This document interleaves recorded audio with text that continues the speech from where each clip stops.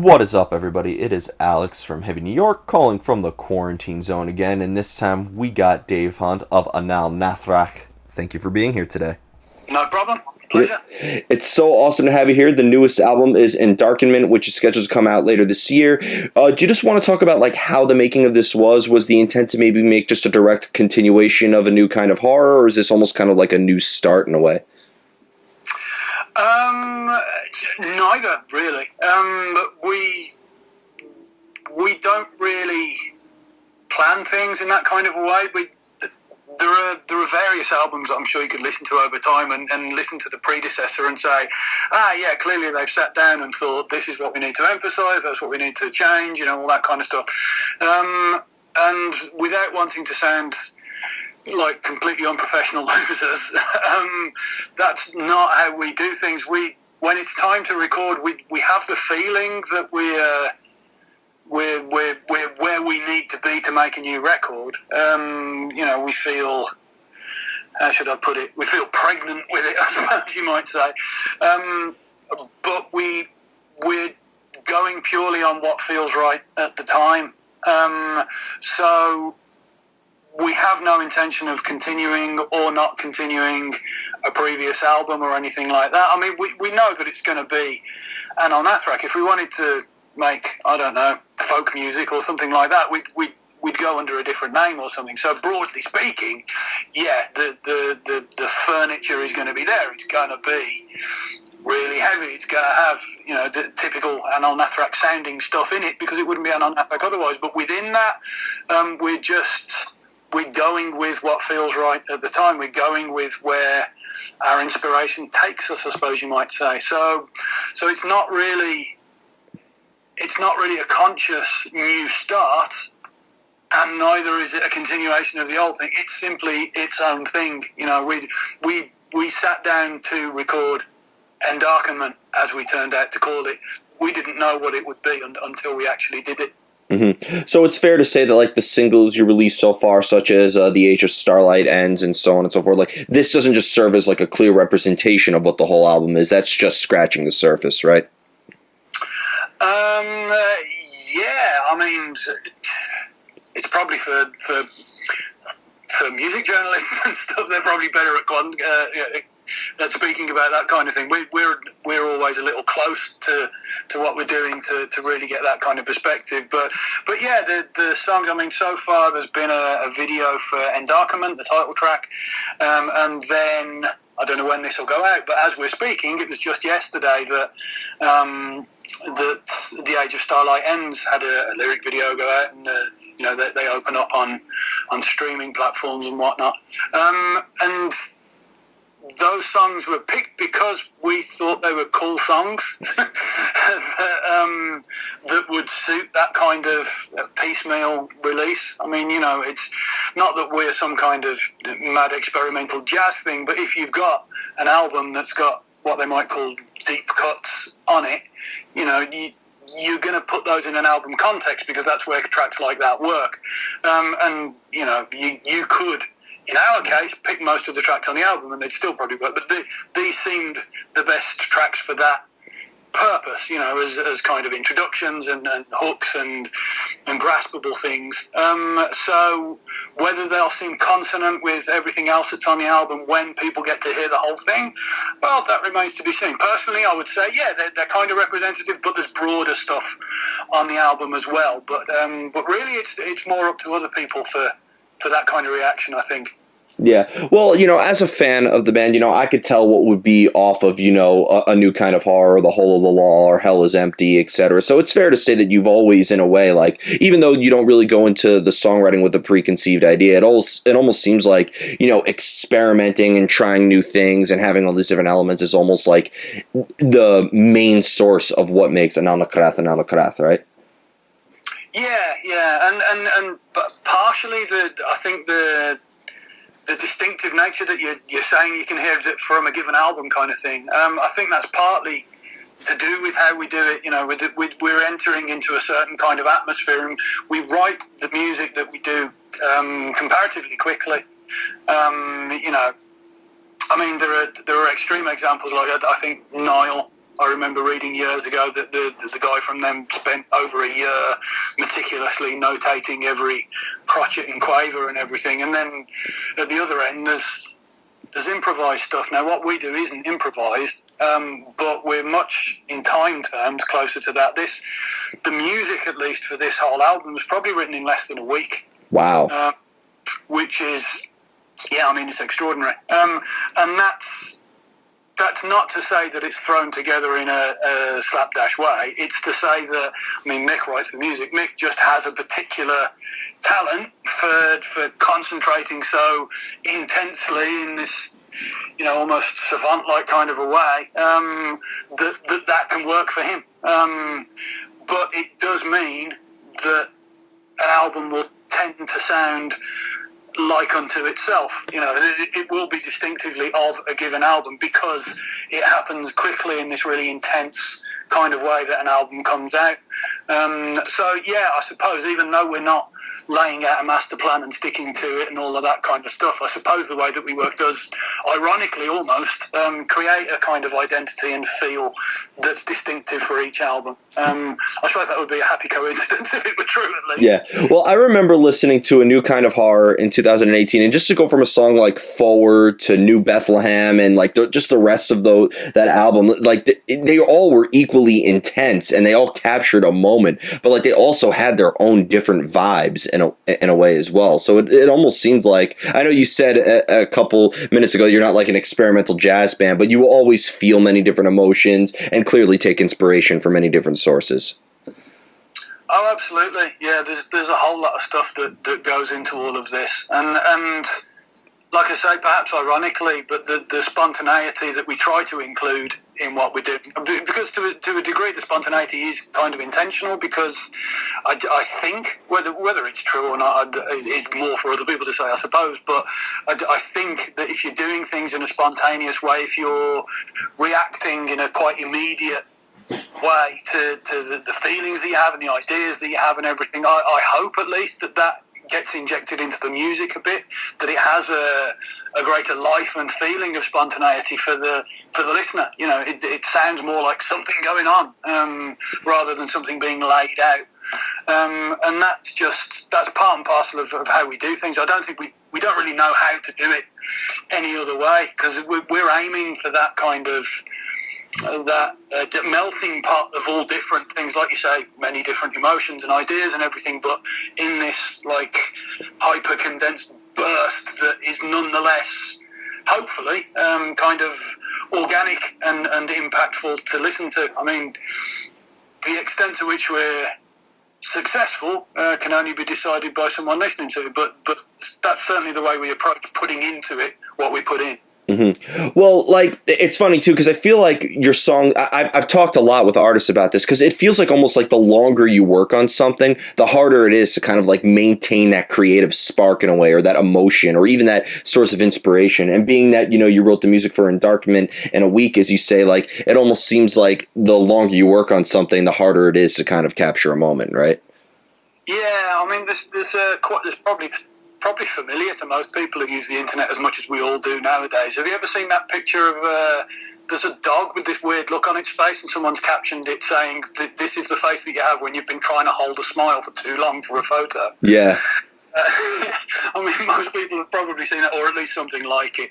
And yeah, I mean, music's not the same as smiling for a photo, but there is, I think you're right, I think there is an extent to which overworking things. And another aspect is that the fact that there's only two of us, and that each of us does our component part with pretty much autonomy from the other. I think sometimes if you're trying to incorporate different people's points of view and stuff, the same kind of thing can happen, that the edges get taken off, the urgency can seem to be diminished. But when we basically run Anaal Nathrakh, the way that we work internally is there's two absolute dictators that working with a whole lot of urgency and a kind of instant way of reacting to things, at least in terms of how, I mean, what we're saying, some of the things behind the lyrics and the things you'll read in the liner notes and that, okay, that's a bit more considered, and there's a bit of depth there that's a different matter. But in terms of the immediacy of the sound, yeah, we definitely want it to come across as urgent, and I don't think that belabouring something for a long time while you work on it is the best way to bring that across. Mm-hmm. When it comes to the lyrics, has there ever been a time where maybe you had like a subject matter or a story or even lyrics in mind, and maybe that could help dictate the direction of the music in a way? Yeah, I mean, there is sometimes a kind of symbiotic thing, a bit of give and take in both directions between them, because it changes from album to album. But with the lyrics and more broadly, I keep snippets of lyrics that I've written, but I also just make notes of concepts and ideas and references and stuff. It all goes into a great big list, and I'm always doing that. There's no like writing phase or something like, I don't sit down and go, right, it's time to write an album. I'm doing that just every day, all the time anyway.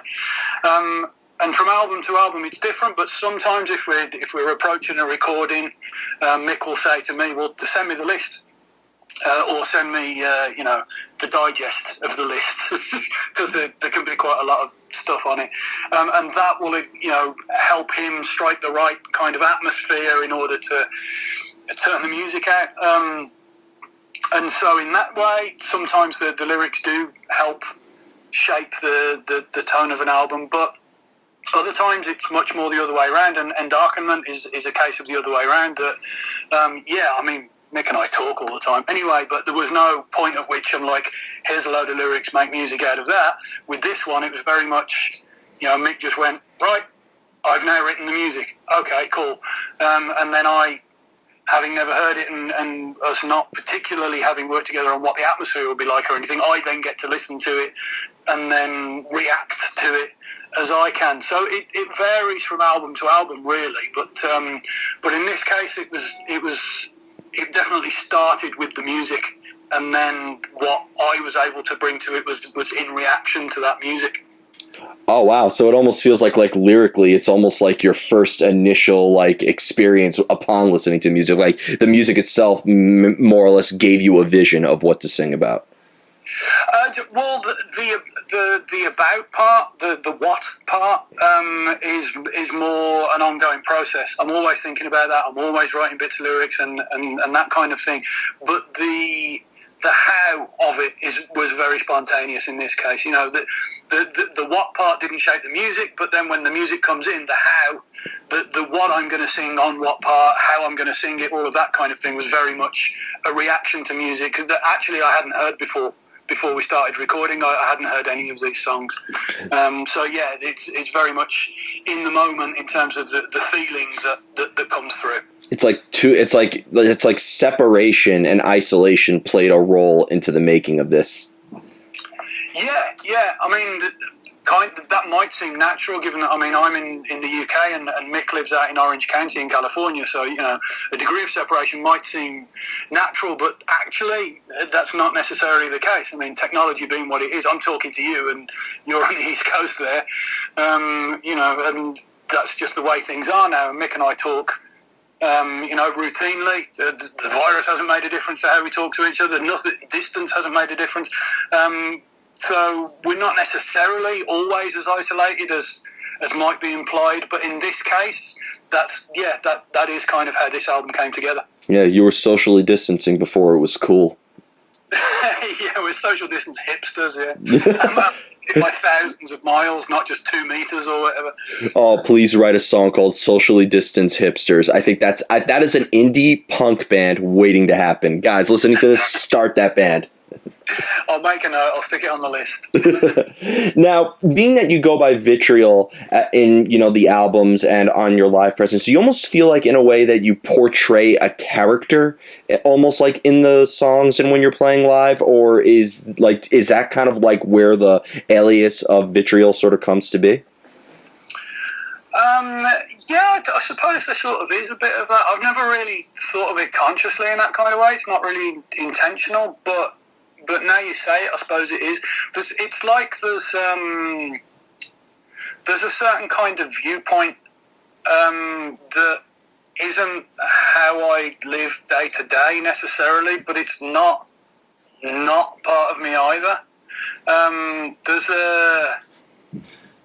There's a very, very bad man that lives in the back of my head, and I have to live my everyday life. You can't live Anaal Nathrakh as a daily experience. I think we'd be dead by now. I'm fairly sure of that. Mm-hmm. But at the same time, it's not just some kind of notional, authorial kind of character that I'd play or something like that.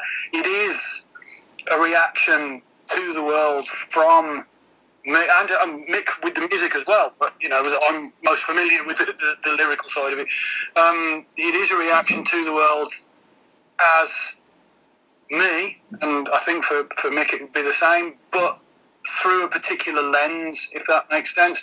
I think I mentioned in the liner notes a couple of albums ago that it's almost as from the point of view of a demon, but that demon is me or us, or could easily be you as well. I think there's an availability to that point of view that even though it laughs at things that shouldn't be laughed at, or it glories in things that are actually hideous, I think we can identify with it in this weird kind of a way. Absolutely. Yeah, so it's not. I'm not like that if you were to meet me on a train, but it's not a confection. It's not contrived either. Yeah. I'm not sure how much sense that makes, but that's how it feels. It's like almost like it serves as both an escape from who, Dave Hunt is, as well as like a direct extension. I think there's maybe like both a literal and metaphorical aspect behind it. Yeah, I think you're probably right. Yep. Now, what I'm curious is I have yet to see you guys live, which I'm really hoping that changes fairly soon. Like when it comes to playing live, do you almost have like a similar energy into playing live as you do when you're songwriting or you're recording vocals, or is that two completely separate arts altogether? I'd say it's different facets of the same thing. There's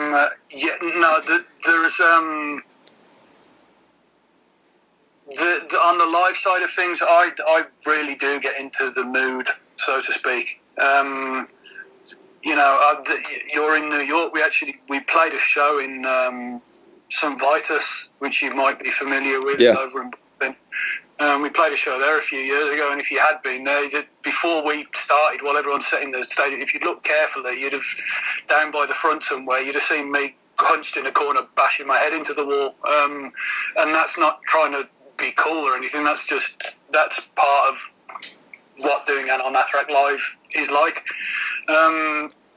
So, you can only push that so far, given that you've got to play tomorrow and the night after and all of that. So there has to be a degree of control. But getting yourself into the zone in a fairly thorough kind of a way, it kind of feels necessary to me. Maybe Mick and maybe the other guys that we play with live are a little bit more focused on the mechanics of it. They've got an instrument to look after and all of that kind of stuff. But from my point of view, if you're gonna do music like this and you're gonna be willing to talk about some of the stuff we touch on and all of that, to then do it in a way in which you're almost separate from yourself and you're not properly trying to understand and articulate it when you're doing it live, would be a bit dishonest almost. You're kind of betraying the subject material and the emotions that you were channeling when you were doing it in the studio. So I think all of it is probably a bit sort of, I'm waving my hands in the air as if to use quotes, but it's a bit sort of method, if you know what I mean. Definitely. And yeah, of the two, I'd say that live is more of an embodiment of that kind of thing, because the studio you can do what you need to do and then you can take a step back. But even in the studio, it can be pretty intense. There are some noises on some things that we've done, especially little background things that they're real things going on. Yeah. And I don't think you should be willing to do this kind of thing as if it were a caricature. I think there has to be something genuine when you're doing it. Otherwise, you're not doing it right. Yeah, that shotgun in the song Forward. I mean, I've listened to that song 1,000 times. That was my number one song of 2018, and like I still get the chills when I hear that. Fun little fact is a couple of friends of mine in the metal scene here have been saying that that's the theme song of everything going on because we're hoping that this will all be over by Christmas. I had to say that at least one point in the interview.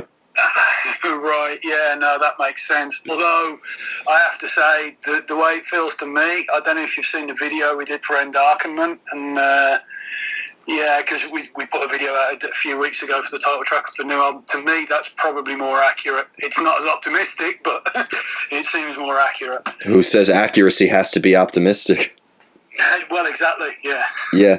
And I have two more questions for you. But when it comes to getting into that songwriting process, like to get that creative energy, to let that demon in you come out, does it sometimes come out of nowhere sometimes? Like, does inspiration strike at sometimes rather inconvenient times? Or do you almost have to, like, be in a certain element or be in a certain place in order for that inspiration and the creative energy to sort of flow through? Oh, no, man, it's usually at the most inopportune moments. The amount of times, I mean, it's not just for the creative stuff. I've done academic work recently, and the same is the truth for that as well. The amount of times I've just had the most passionate or the best idea in the shower, or just as I'm about to go to sleep after I've not been sleeping well, and you're like, no, I must think about this now. I can't recall a time when I've had it while I was during the act of coitus or anything, but basically, as inopportune as the moment can be, that makes it more likely that inspiration will strike. Yeah, I've talked to so many artists. They say that the best ideas come at the worst times. Yeah, that's exactly how it is. I kind of think that maybe it's something to do with the subconscious. I think the subconscious, it's not, it's a non-transparent part of your mind, but it's still part of you. But I think it has a bit of a sense of humour, and sometimes it basically just hates you and wants to fuck with you. And boy, it throws out these things when it's not the right time at all. But if you're fueled by this kind of thing, or if you're working on doing it, you can't not pay attention. You can't just go, oh well, I'll have another idea that good tomorrow, because you might not.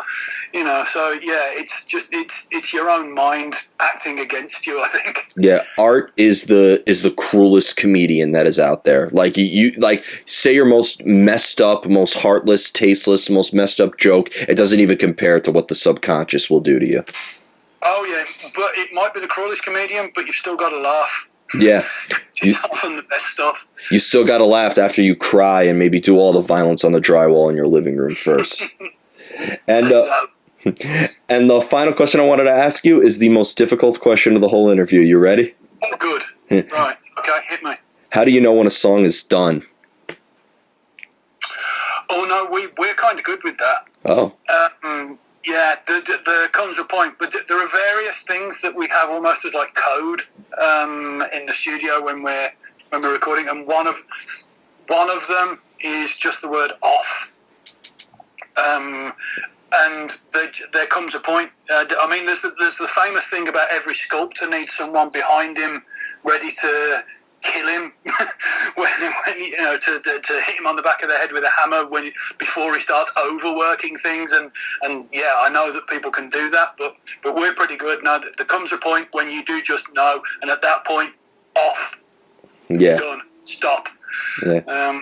Especially since you capture a moment with your songs as well, so it almost seems like that has to be like something you don't even think about too much. Exactly. Yeah. In fact, it's better to leave it slightly under, because I mean, this sounds like fucking cooking or something, but you can always add a bit more later, but it's much harder to take away. So yeah, just stop and then maybe polish it if you have to, but yeah, don't get too heavy with this kind of thing. Just come the point, off. Exactly. So before we go, I want to thank you so much for your time today. Really great to finally talk with you. Just, obviously thanks to a certain virus that shall not be named. Obviously, I know that tours aren't happening at the moment, but with this new album coming out, and I know a lot of people are craving to see you in the States as well, can we maybe be expecting to see Anaal Nathrakh on the road fairly soon? Oh man, I certainly hope so. Yeah, I mean, we've got an agent over there, and he's been pulling his hair out with all these people lately. But yeah, who knows what's going to happen next? But yeah, fingers crossed. If we get the chance, we'd love to. So hopefully, yeah. Hopefully, it'll all be over by Christmas. Again. But Dave, thank you so much, everybody. We are here with Dave, aka Vitriol of Anaal Nathrakh. Be sure to pick up the brand new album Endarkenment coming out on Metal Blade Records later this year. This is Alex from Heavy New York, and we will see you next time.